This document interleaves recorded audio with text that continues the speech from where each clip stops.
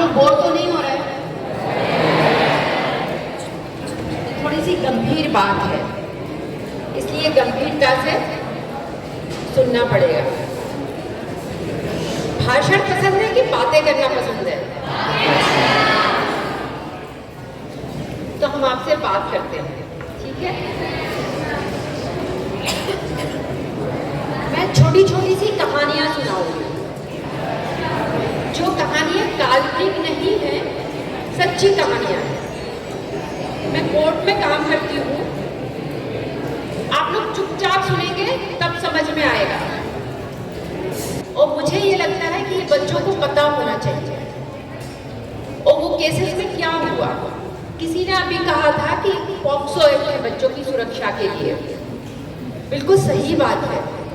लेकिन आपको पता है बच्चे कब से चले आ रहे हैं?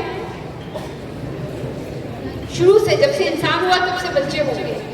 लेकिन पॉक्सो एक्ट कब बना है? 2012 में। मतलब सोचिए कि इसके पहले बच्चों के बारे में, बच्चों के साथ जो होता था उसके बारे में कोई कानून नहीं था। क्यों नहीं था? क्योंकि बच्चों की तकलीफ को तकलीफ माना ही नहीं समझा जाता, या बच्चों की तकलीफ को कोई तकलीफ बताता नहीं था। बच्चे बोल नहीं पाते थे, बच्चे डर जाते थे, बच्चे सहम जाते थे। आपको मैंने पॉक्सो एक्ट में काम किया है 4 साल तक। एक लड़की थी 9th क्लास की, वो फर्स्ट क्लास 1 से लेके क्लास 7 तक उसने क्लास में टॉप किया। 8th क्लास में जब आई तो उसका ना तो पढ़ने में मन लगता था और वो चुपचाप रहती थी। 8th क्लास में मुश्किल से मुश्किल वो पास हो पाई। 9th क्लास में गई, तब टीचर्स के पास बहुत सारे बच्चे रहते हैं। माँ बाप के पास कितने बच्चे रहते हैं? केवल 2 बच्चे रहते हैं। और एक टीचर के पास कितने बच्चे रहते हैं? एटलीस्ट 50-60 बच्चे तो रहते होंगे।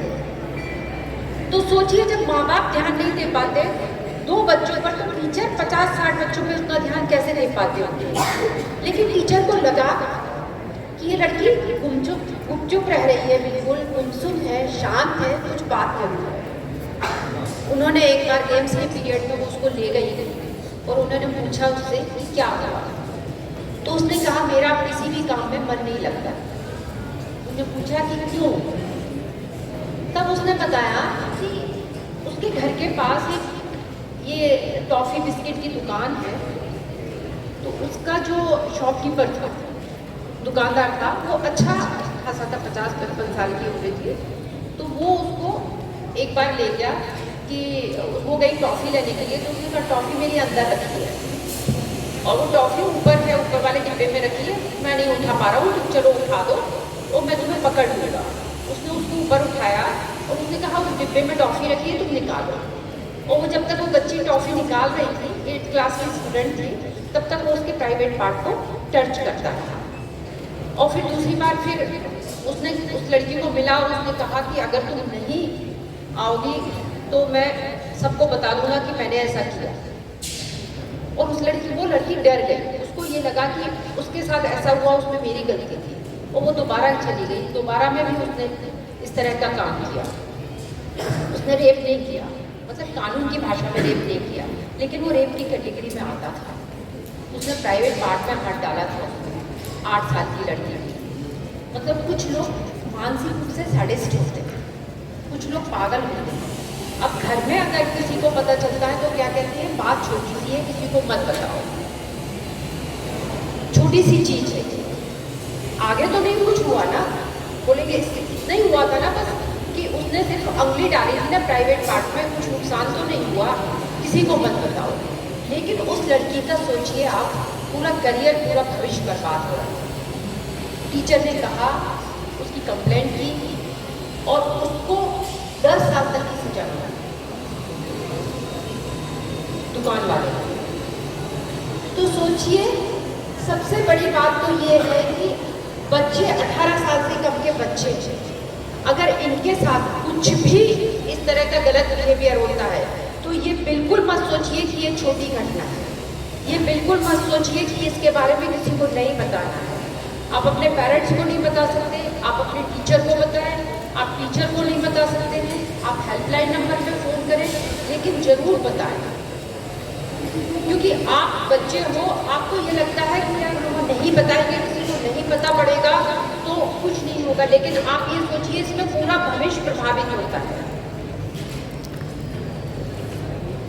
आप लोगों ने आमिर खान का एक शो देखा होगा। एक लड़की थी, जब वो शो में रो रही थी, उस लोग बच्चों के बारे में आया था, ये एक्सप्लॉयटेशन के बारे में शो था, तो बच्चे शो देखते देखते रोने लगे। तो उसकी मदर ने पूछा कि तुम क्यों रो रही हो? तब उसने ये बताया कि उसके चचेरे भाई ने उसके साथ 3 साल पहले गलत काम किया।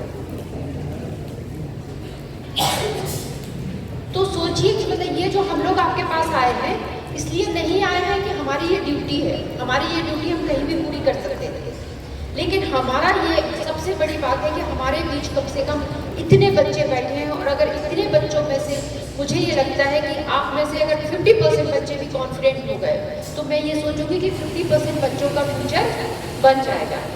अगर मान लीजिए कि किसी का चचेरा भाई है, किसी का मामेरा भाई है, या किसी का रियल भाई है, या किसी के फादर है, इस तरह की भी हरकत घर में भी करते हैं, तो अगर जो बच्चा करने वाला है 18 साल से कम का बच्चा, तो जैसा कि अभी लांबा जी ने बताया कि वो भी बच्चा है, आपको नहीं पता कि वो क्यों कर रहा है ऐसा, तो आप अगर उसकी शिकायत करोगे तो ऐसा नहीं है कि उसको सजा हो जाएगी 10 साल का, लेकिन आपकी शिकायत करने से आपका फ्यूचर तो सुधरेगा ही, लेकिन बच्चे का भी फ्यूचर सुधरेगा। और ये मैं ऐसे सिर्फ लड़कियों से बात नहीं कर रही हूँ, आपसे भी बात कर रही हूँ कि आपके साथ भी कोई गलत काम करता है। एक वो इंदौर का केस था, धोबी का लड़का था, वो कपड़ा धोने के लिए जाते थे नदी के किनारे, तो उस लड़के के साथ एक जो दूसरा जो कपड़े धोते थे वो उसके साथ गलत हरकत करते थे, और उस लड़के को, वो लड़का छोटा था, 15 साल का था, उसे पता ही नहीं था कि ये गलत है, और उसने घर में किसी को नहीं बताया। जब बहुत दिनों बाद उसकी मदर को शक हुआ कि कुछ बच्चे के साथ प्रॉब्लम है, क्योंकि ये कपड़ा धोने के बाद आता है और इसको तकलीफ होती है और ये सो जाता है बिना खाए पिए, तब उसकी माँ ने पूछा कि क्या है, तब उसने ये बताया।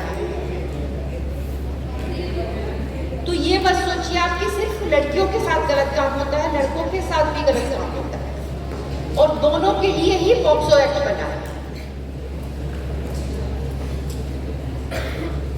आपको ये सोचना पड़ेगा कि हम किसी का भी फ्यूचर, या कोई भी पौधे को सोचिए, खाद पानी की जरूरत होती है, मिट्टी की जरूरत होती है, अच्छे वातावरण की जरूरत होती है, धूप की जरूरत होती है। अगर धूप ना मिले तो क्या होगा? कोई पौधा बढ़ पाएगा? खाद ना मिले तो क्या होगा?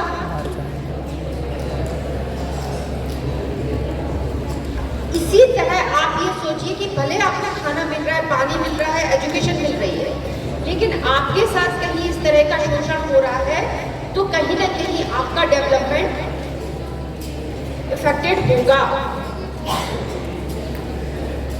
और ऐसा भी नहीं है कि इसको आप एक्सट्रीम पे पहुंचने दें। बहुत सारे लड़कों को भी ये एक्सपीरियंस होगा, लड़कियों को भी ये एक्सपीरियंस होगा, और ये घटनाएं हम अपने आसपास देखते हैं। लड़की स्कूल जाती है, लड़का स्कूल जाने से, उसके घर से स्कूल जाने तक उसका पीछा करता है, कुछ नहीं बोलता है। लड़के को लगता है कि ये कुछ नहीं है, वो तो हमें अच्छी लगती है, ये लगता है इसलिए मैं उसके पीछे जा रहा हूँ। लेकिन सब्र करिए, अगर अच्छी भी लगती है तो इसको आपको इस तरह से करने की जरूरत नहीं है कि आप उसका पीछा करें, क्योंकि अगर आप उसका पीछा कर रहे हैं और उसने शिकायत कर दी तो इसमें क्या होगा? 3 साल तक के लिए, अगर आपकी 18 साल से कम की एज है, तब क्या होगा? 3 साल के लिए आपको रिफॉर्म होम में कर सकते हैं, जेजे एक्ट में आपका उसके लिए काम कर सकते हैं, आपके सुधार के लिए आपके खिलाफ शिकायत हो सकती है अगर आप 18 साल से कम के हैं। और 18 साल से ऊपर 1 साल के बाद कितने बच्चे होने वाले हैं जो कि 17 साल के हैं?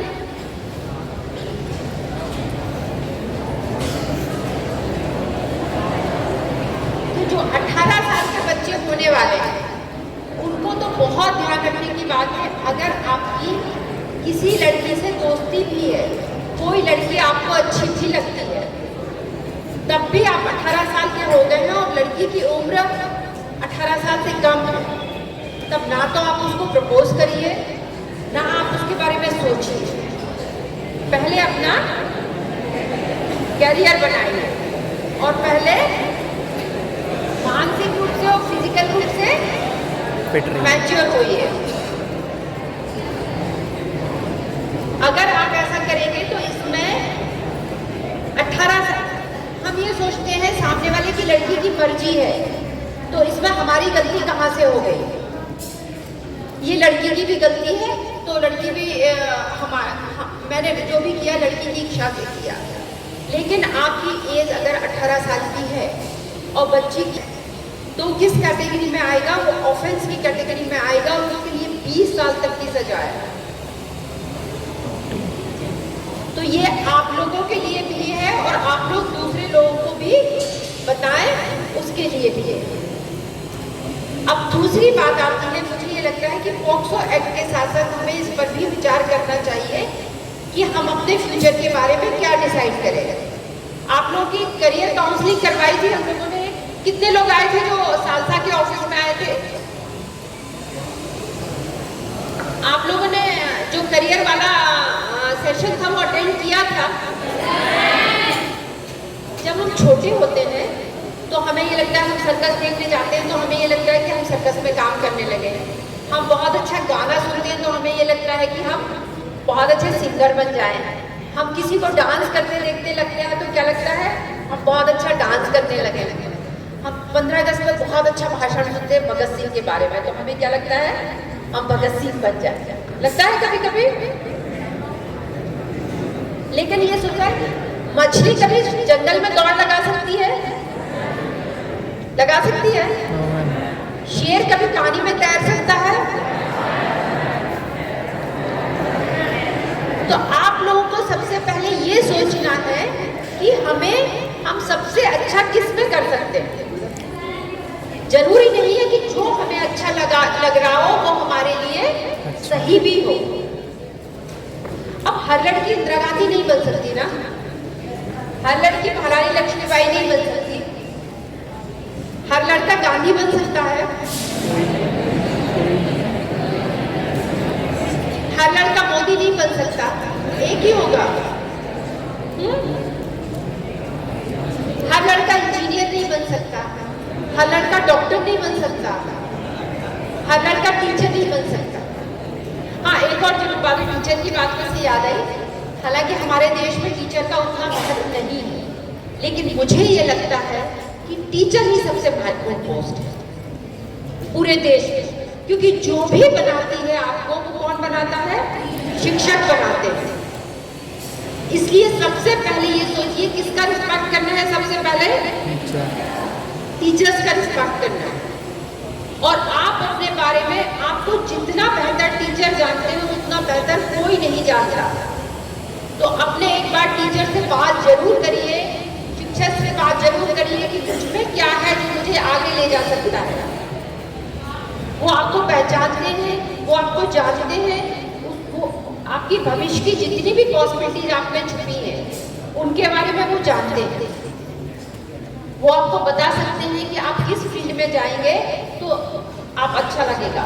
क्योंकि आजकल देखिए, अभी आप लोग 12th में हो, 11th 12th में, उसके बाद आप ग्रेजुएशन करोगे तो करियर के बारे में, जैसा कि उस दिन आपने सुना था कि जो थोड़े इंटेलिजेंट बच्चे होते हैं उनको क्या लगता है कि हम IAS IPS बनेंगे। लेकिन IAS IPS में मैं ये नहीं कह रही कि IAS IPS नहीं बन सकते, IAS IPS बिल्कुल बन सकते हैं, क्योंकि हम में से ही लोग बनते हैं।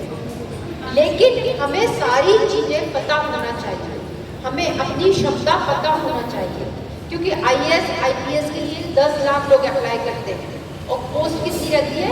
2200-2300 पोस्ट रहती है, तो उतना कंपटीशन है। तो जो आप में पॉसिबिलिटीज हैं उनके बारे में बात करिए, और अगर आप लोगों को किसी भी बारे में ज़रूरत है तो हमारे यहाँ भी आप 1510 सालसा में है, उसमें भी हेल्पलाइन नंबर है, उसमें भी कर सकते हैं। और ये पॉक्सो एक्ट के बारे में मैं फिर से आऊंगी। कभी ये मत सोचिए कि बाहर वाला कोई गलत हरकत कर सकता है, घर में भी कर सकता है, स्कूल में भी कर सकता है। इंदौर में मेरे ही पास एक केस था, प्राइवेट स्कूल था, 11th क्लास की लड़की थी, टीचर थे, टीचर उसको मैथ्स पढ़ाते थे, वो लड़की से कहते थे कि वो उन्हें बहुत अच्छी लगती है, उसके साथ घूमने जाते थे। लड़की को लगा कि मेरा टीचर से अफेयर है और टीचर कहीं ना कहीं उसको एक्सप्लॉइट करना चाहते थे। वो शादीशुदा थे और शादीशुदा नहीं भी होते तब भी उनकी एज इस लड़की के साथ प्यार मोहब्बत करने की नहीं थी। वो व्हाट्सएप पे चैट करते थे, वो व्हाट्सएप पे फोटो बनाते थे। जब एक बार लड़की की फ्रेंड ने ये देखा उसके मोबाइल चैट में, तो फ्रेंड ने उसकी मम्मी को बताया कि ये लड़की टीचर से बात करती है और वो फोटो भेजती है। तब टीचर की कंप्लेंट हुई, स्कूल से निकाला गया, उनको 7 साल की सजा हो। तो आपको ये भी देखना है कि आपके साथ ये मत सोचिए कि चाहे लड़का हो या लड़की हो कि कहाँ गलत हो सकता है। सब जगह गलत हो सकता है। आपको अलर्ट रहना है, आपको बोलना है, आपको बताना है। दूसरी बात यह है कि मोबाइल का कितने लोग यूज करते हैं।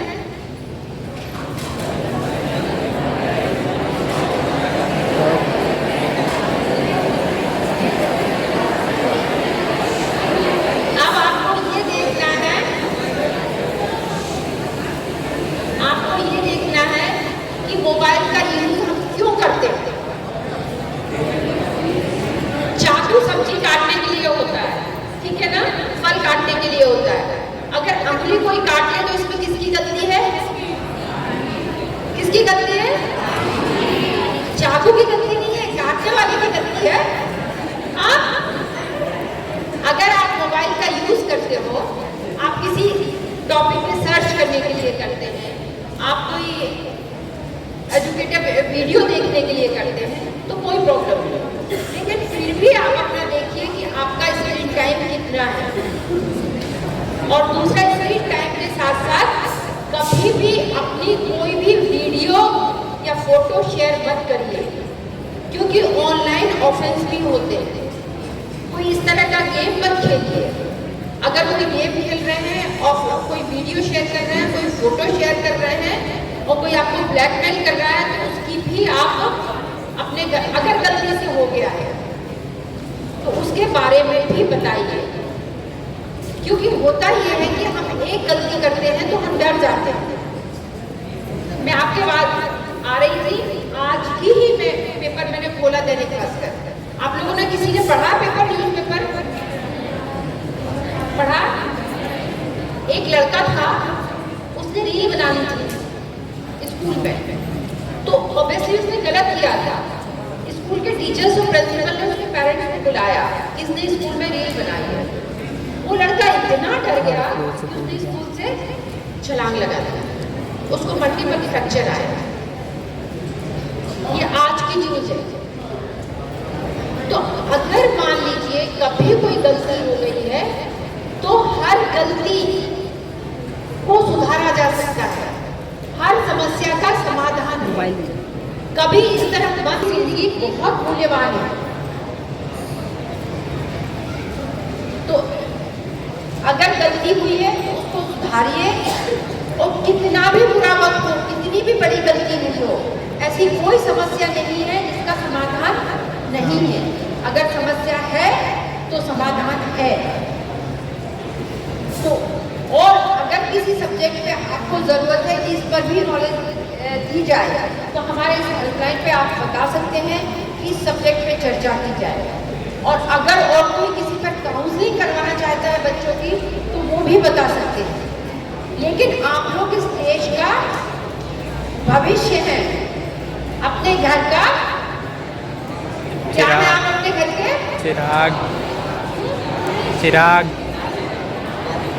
मुझे तो सुनाई नहीं पड़ रहा।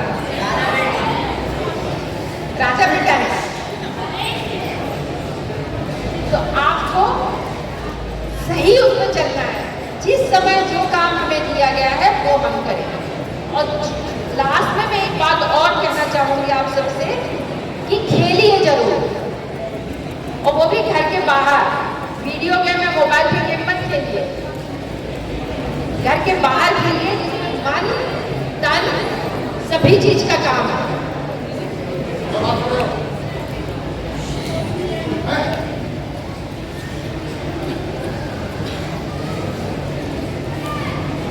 और अपनी, आपने सुना है, wealth is gone, nothing is gone, health is gone, something is gone, but character is gone, everything is gone.